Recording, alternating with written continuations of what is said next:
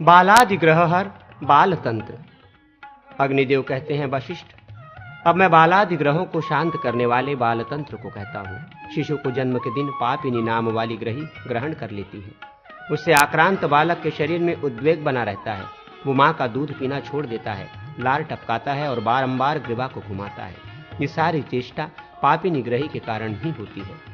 इसके निवारण के लिए पापिनी ग्रही और मातृकाओं के उपदेश से उनके योग्य विविध भक्ष्य पदार्थ, गंध, माल्य, धूप एवं दीप की बलि प्रदान करें। पापिनी द्वारा ग्रहित शिशु के शरीर में घातकी, लोभ, मजिठ, तालिस पत्र और चंदन से लेप करें और गुग्गुल से धूप दें। जन्म के दूसरे दिन भीषणी ग्रही शिशु को आक्रांत करती है। उससे आक्रांत शिशु की ये चेष्टाएं होती हैं। वो खांसी और श्वास से पीड़ित रहता है तथा अंगों को बारंबार सिकोड़ता है। ऐसे बालक को बकरी के मूत्र, अपामार्ग और चंदन के साथ घिसी हुई पिप्पली का सेवन कराना, अनुलेप लगाना चाहिए। गोश्रृंग, गोदंत तथा केशों की धूप दें एवं पूर्वत बलि प्रदान करें। तीसरे दिन घंटाली नाम की ग्रही बच्चे को ग्रहण करती है। उसके द्वारा ग्रहित शिशु की निम्नलिखित चेष्टाएं होती है। वो बारंबार रुदन करता है, जम्हाइया लेता है, कोलाहल करता है एवं त्रास, गोत्रोद्वेग और अरुचि से युक्त होता है। ऐसे शिशु को केसर, रसांजन, गोदंत और हरिदंत को बकरी के दूध में पीस कर लेप लगाएं। नक, राई और बिल्वपत्र से धूप दें तथा पूर्वोक्त बलि अर्पित करें। चौथी ग्रही काकोली कही गई है। इससे ग्रहित बालक के शरीर में उद्वेग होता है। वो जोर जोर से रोता है, मुंह से गाज निकालता है और चारों दिशाओं में बारंबार देखता है। इसकी शांति के लिए मदिरा और कुलमाश, चना या उड़द की बलि दें तथा बालक के गजदंत, सांप की केंचुल और अश्वमूत्र का प्रलेप करें। तदनंतर राई, नीम की पत्ती और भेड़िए के केश से धूप दें। हंसाधिका पांचवी ग्रही है। इससे ग्रहित शिशु जम्हाई लेता है, ऊपर की ओर जोर से सांस खींचता और मुट्ठी बांधता है। ऐसी ही अन्य चेष्टाएं भी करता है। हंसाधिका को पूर्वोक्त बलि दें। इससे ग्रहित शिशु के शरीर में काकड़ सिंगी, बला, लोध, मैनसील और तालिस पत्र का अनुलेपन करें। फटकारी छठी ग्रही मानी गई है। इससे आक्रांत बालक भय से चिहुकता, मोह से अचेत होता और बहुत रोता है। आहार का त्याग कर देता है और अपने अंगों को बहुत हिलाता डुलाता है। फटकारी के उपदेश से भी पूर्वोक्त बलि प्रदान करें। इससे ग्रहित शिशु का राई, गुग्गुल, कूट, गजदंत और धृत से धूपन और अनुलेपन करें। मुक्तकेशी नाम की ग्रही जन्म के 7वें दिन बालक पर आक्रमण करती है। इससे आक्रांत बालक दुखातुर रहता है। उसके शरीर से सड़ने की सी गंध आती है। वो जृंभा, कोलाहल, अत्यधिक रुदन और कास से पीड़ित रहता है। ऐसे बालक को व्याघ्र के नखों की धूप देकर बच, गोमय और गोमूत्र से अनुलिप्त करें। श्रीदंडी नाम वाली ग्रही शिशु को 8वें दिन पकड़ती है। इससे ग्रस्त बालक दिशाओं को देखता, जीभ को हिलाता, खांसता और रोता है। श्रीदंडी के उपदेश से पूर्वोक्त पदार्थों की विविध बलि दे। इससे पीड़ित शिशु को हिंग, बच, सफेद, सशर्प और लहसुन से धूपित तथा अनुलिप्त करें। उधर्व ग्रही 9वीं महाग्रही है। इससे ग्रस्त बालक उद्वेग और दीर्घ उच्छ्वास से युक्त होता है। वो अपनी दोनों मुट्ठियों को चबाता है। ऐसे शिशु को लाल चंदन, पूत, बच और सरसों से लेप और वानर के नख एवं रोम से धूपन करें। 10वीं रोदनी नाम की ग्रही है। इससे ग्रहित शिशु की निम्नलिखित चेष्टाएं होती है। वो सदा रोता रहता है। उसका शरीर नीलवर्ण और सुगंध से युक्त हो जाता है। ऐसे शिशु को निम्ब का धूप और कूट, बच, राई तथा राल का लेपन करें। रोदनी ग्रही के उपदेश से लाजा, कुलमाश, वनमुंग और भात की बलि दें। इस प्रकार ये धूप दान आदि की क्रियाएं शिशु के जन्म के 13वें दिन तक की जाती हैं। शेष 3 दिनों की सारी क्रियाएं 10वें दिन के समान समझनी चाहिए। 1 मास के शिशु को पूतना नाम की ग्रही ग्रहण करती है। उसका स्वरूप शकुनी, पक्षिणी बकी का है। इससे पीड़ित बालक कौवे के समान कांव कांव करता है, रोता, लंबी सांसें लेता और आंखों को बारंबार मींचता और मूत्र के समान गंध से युक्त होता है। ऐसे बालक को गोमूत्र स्नान कराना और गोदंत से धूपित करना चाहिए। पूतना के उपदेश से ग्राम की दक्षिण दिशा में करंज वृक्ष के नीचे 1 सप्ताह तक प्रतिदिन पीत वस्त्र, रक्तमाल्य, गंध, तैल, दीप, त्रिविध, पायसान्न, तिल और पूर्वोक्त पदार्थों की बलि दे। 2 मास के शिशु को मुकुटा नाम की ग्रही ग्रहण करती है।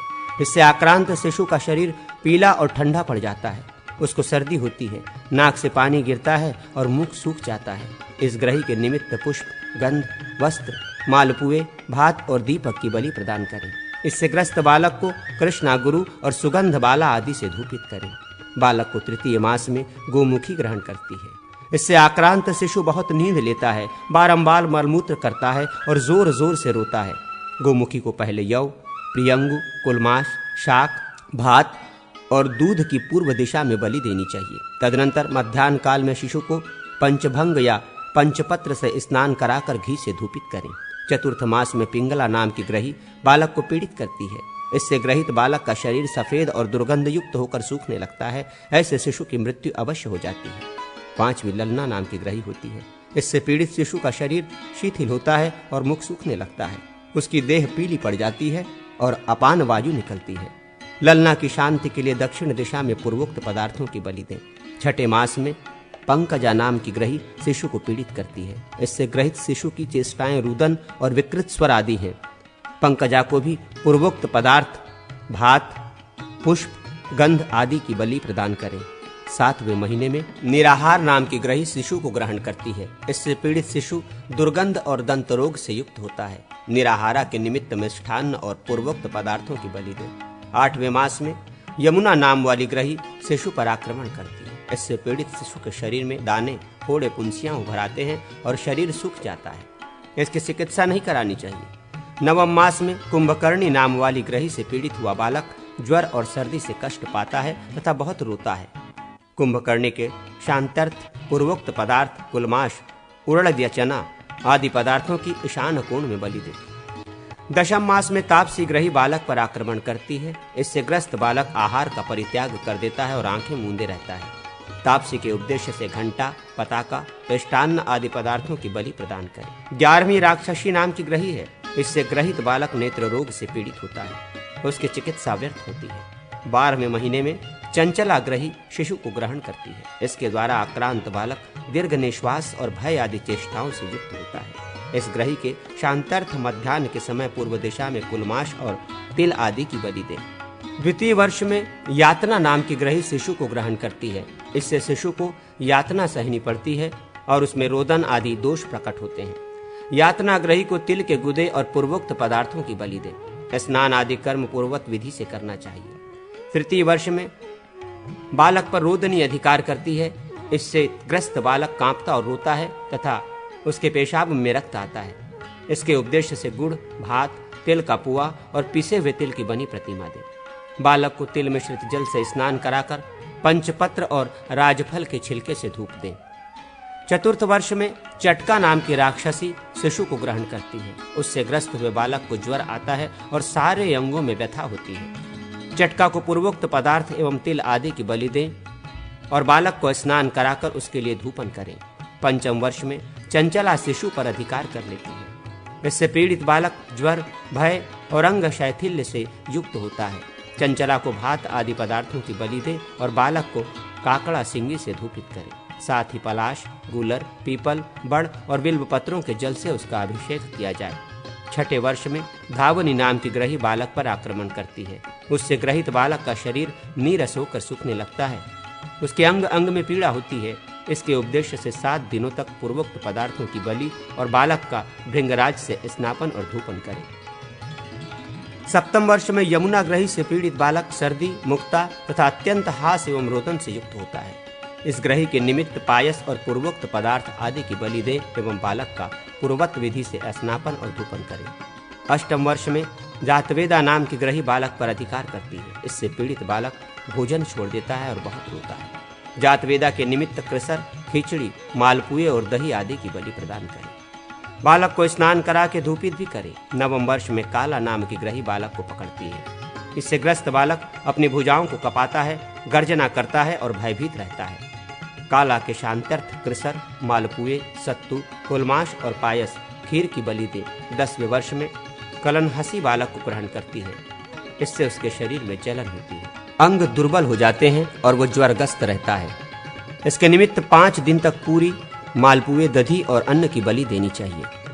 बालक का निम्ब पत्रों से धूपन और कूट का अनुलेपन करें। 11वें वर्ष में कुमार को देवदूती नाम की ग्रही ग्रहण करती है।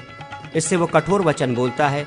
देवदूती के उद्देश्य से पूर्वत बलिदान और लेपादिक करें। 12वें वर्ष में बलिका से आक्रांत बालक श्वास रोग से युक्त होता है। इसके निमित्त भी पूर्वोक्त विधि से बलि एवं लेपादि करें। 13वें वर्ष में वायवी ग्रही का आक्रमण होता है। इससे पीड़ित कुमार मुख रोग तथा अंग शैथिल्य से युक्त होता है। वायवी को अन्न, गंध, माल्य आदि की बलि दें और बालक को पंचपत्र से स्नान करावें। राई और नींब पत्रों से धूपित करें। 14वें वर्ष में यक्षिणी बालक पर अधिकार करती है। इससे वह शूल, ज्वर, दाह आदि से पीड़ित होता है। यक्षिणी के उपदेश से पूर्वोक्त विविध भक्ष्य पदार्थों की बलि विहित है। इसकी शांति के लिए पूर्वत स्नान आदि भी करने चाहिए। 15वें वर्ष में बालक को मुंडिका ग्रही से कष्ट प्राप्त होता है। उससे पीड़ित बालक के सदा रक्तपात होता रहता है। इसकी चिकित्सा नहीं करनी चाहिए। 16वीं वानरी नाम की ग्रही है। इससे पीड़ित नवयुवक भूमि पर गिरता है और सदा निद्रा तथा ज्वर से पीड़ित रहता है। वानरी को 3 दिन तक पायस आदि की बलि दें एवं बालक को पूर्वत स्नान आदि कर्म कराएं। 17वें वर्ष में गंधवती नाम की ग्रही आक्रमण करती है। इससे ग्रस्त बालक के शरीर में उद्वेग बना रहता है और वह जोर जोर से रोता है। इस ग्रही को कुलमाश आदि की बलि दें और पूर्वत स्नान, धूपन तथा लेपन आदि कर्म करें। दिन के स्वामिनी ग्रही पूतना कही जाती है और वर्ष स्वामिनी सकुमारी है। इस सर्वकाम प्रद मंत्र का बालक ग्रहों के शांत्यर्थ प्रयोग करें। नमो भगवती चामुंडे मुंज मुंज बालम बालिकाम बाम बलि ग्रह ग्रह जय जय वस वस। इस रक्षाकारी मंत्र का सर्वत्र बलिदान कर्म में पाठ किया जाता है। ब्रह्मा, विष्णु, शिव, कार्तिकेय, पार्वती, लक्ष्मी एवं मातृका गण ज्वर तथा दाह से पीड़ित इस कुमार को छोड़ दें और इसकी भी